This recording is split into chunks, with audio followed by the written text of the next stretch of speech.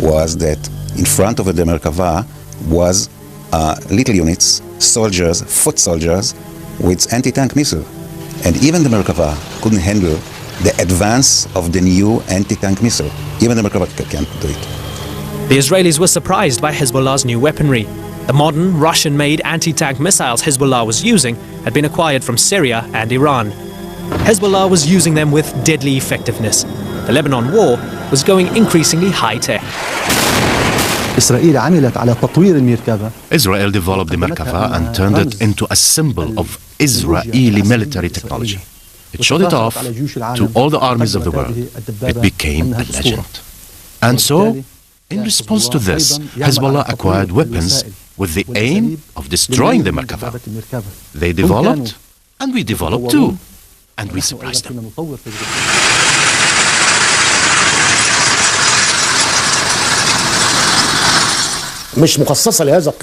Hezbollah fighters were waiting in tunnels and bunkers. To the surprise of the Israelis, they kept emerging like ghosts to strike the tanks entering Lebanese villages.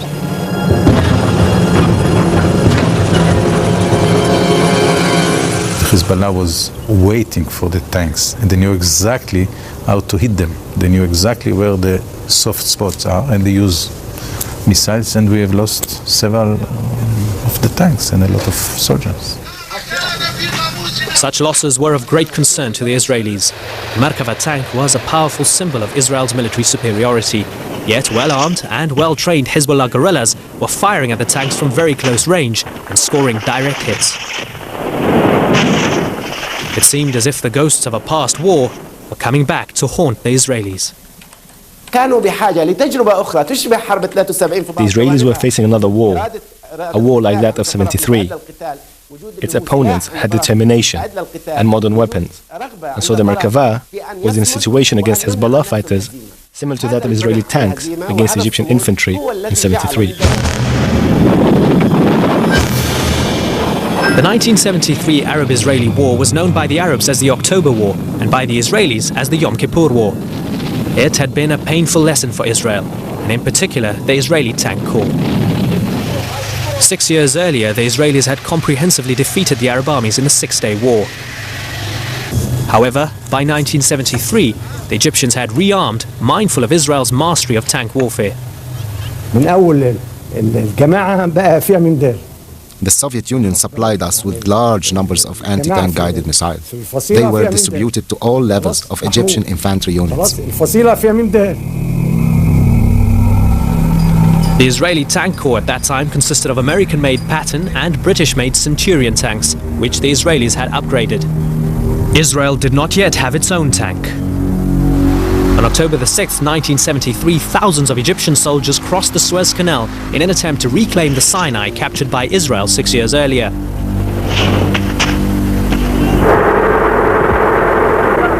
The Israelis sent in their tanks to repel the attack.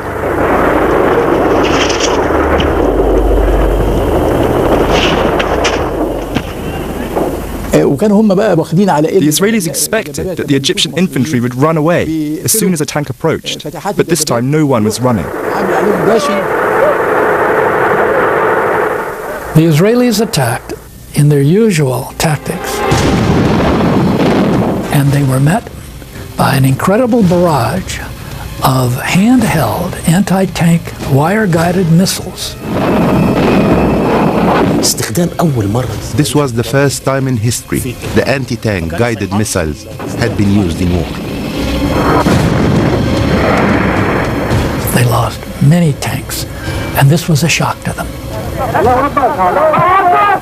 And we learned later that most of the Egyptians who came over, those kids, were carrying an anti-tank missile.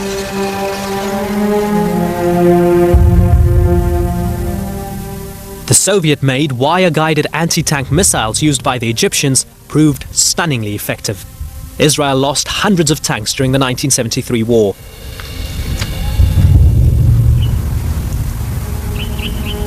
This cemetery in Tel Aviv holds the graves of many of those tank crewmen killed in that war.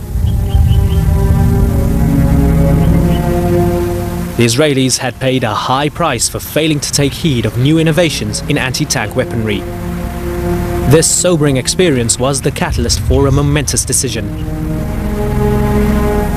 Israel would build its own tank, a tank that would become known as the Merkava.